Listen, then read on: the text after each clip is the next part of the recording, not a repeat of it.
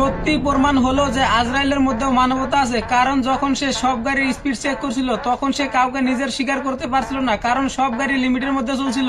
কিন্তু একটা গাড়িওয়ালা এত স্পিডে যাচ্ছিল যে সে সব সীমা পার করে ফেলেছে, তাই সে রাস্তার মাঝখানে একটা বড় পাথর রাখলো আর সেই গাড়ির উপরে এসে বসলো। কিন্তু যখন সে দেখলো যে ড্রাইভারে একজন গর্ভবতী মহিলাকে তাড়াতাড়ি হসপিটালে পৌঁছানোর জন্য এত স্পিডে গাড়ি চালাচ্ছে, তখন সে উড়ে যায় পাথরটা সরাই দিল। তবে ড্রাইভারে দেখলো যে সামনে দুটা ট্রাক পুরো রাস্তা দখল করে গেতাইছে, তাই সে আবার চলে আসলো আর ট্রাক দুটাকে ধাক্কা দিয়ে রাস্তা তৈরি করে দিল যাতে গাড়ি আরো তাড়াতাড়ি যাইতে পারে। কিন্তু তবু বিপদ কাটলো না, কারণ সামনে 200 মিটার লম্বা জাম লেগে গেছে। কিন্তু তখনই চালক বাইরে বাইরে দেখলো যে গাড়ির টায়ার গুলো অনেক বড় হয়ে গেছে আর গাড়িটা নিজে থেকে চলতে শুরু করছে। এর ফলে ড্রাইভারের দেখতে দেখতে জাম পার করে হসপিটালে পৌঁছে গেল।